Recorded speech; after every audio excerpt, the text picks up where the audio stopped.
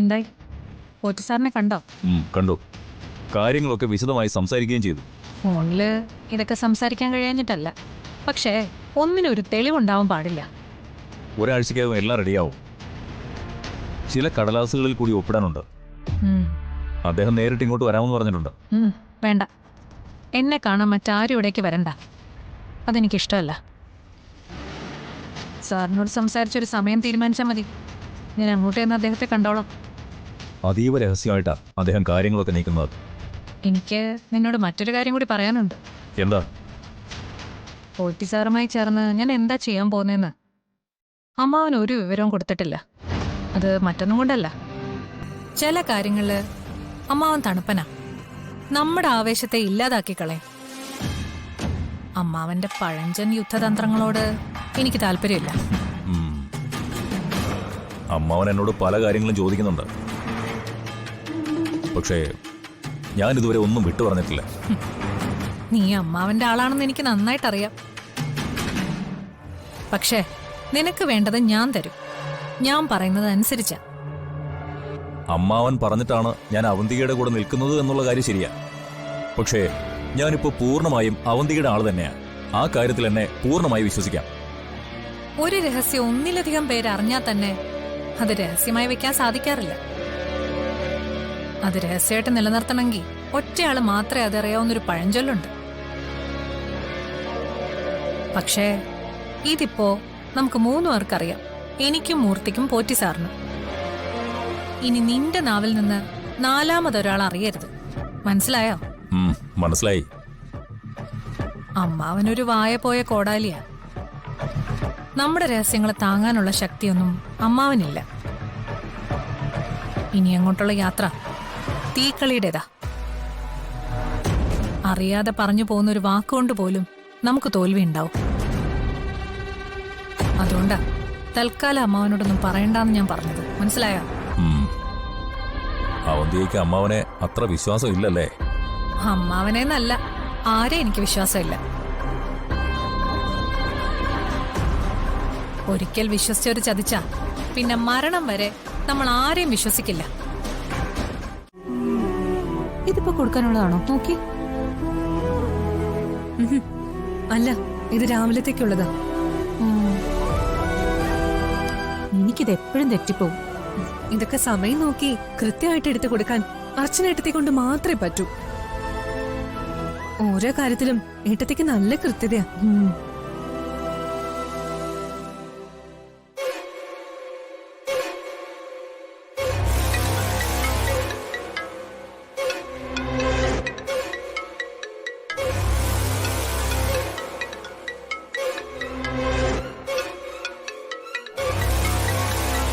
അവളാ അവന്തിക. അവരുടെ ഫോൺ ഇനി അങ്കിൾ എടുക്കേണ്ട ഒരു കാര്യമില്ല. അല്ലെങ്കിൽ തന്നെ ഇനി അവർ അങ്കിളിനോട് എന്ത് പറയാനാ?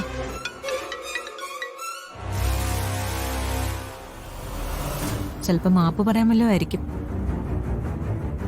ഇവിടെ ആർക്ക് വേണം അവരുടെ മാപ്പ്? 3 നേരം അത് പുഴുങ്ങി സ്വയം തിന്നോളാൻ പറ. എനിക്കവരെ കൊല്ലാനുള്ള ദേഷ്യമുണ്ട്.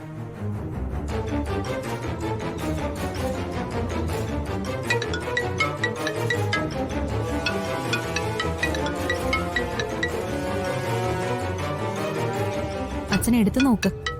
അവർക്ക് എന്താ പറയാനുള്ളതെന്ന് അറിയാലോ.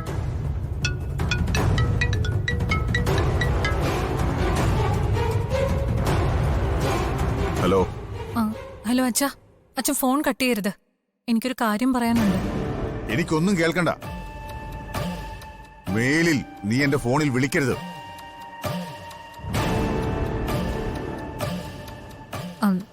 അച്ഛൻ അങ്ങനെ പറയരുത്. ദയവ് ഇത് ഞാൻ പറയുന്ന ഒന്ന് കേൾക്കണം. നിനക്ക് പറയാനുള്ളത് എല്ലാം ഞാൻ കേട്ടു. അതിന്റെ ദുരന്തങ്ങളെല്ലാം ഞാൻ അനുഭവിക്കുകയും ചെയ്തു. അതുകൊണ്ട് ഇനി ഒരിക്കലും നീ എന്റെ മുമ്പിലേക്ക് വന്നു പോകരുത്.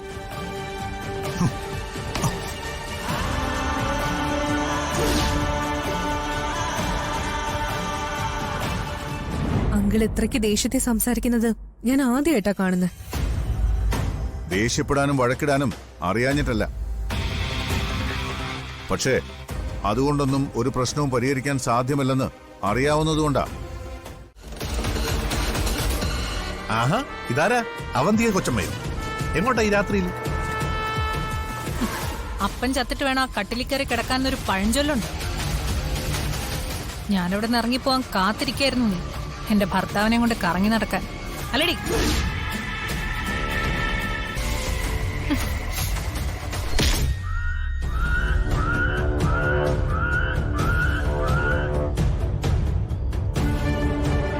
അത് വേണ്ട. ഇവളുടെ ദേഹത്ത് തൊട്ടുള്ള കളിയൊന്നും വേണ്ട.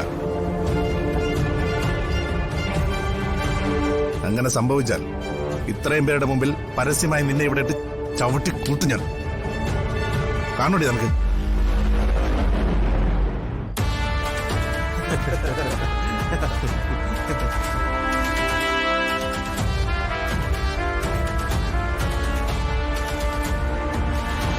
ഞാനിപ്പോ നിന്റെ ഭർത്താവല്ല, സർവ്വസ്വതന്ത്രനായ ഒരു മനുഷ്യനാ. നിന്റെ പീഡനങ്ങളിൽ നിന്നല്ല രക്ഷപ്പെട്ടവൻ.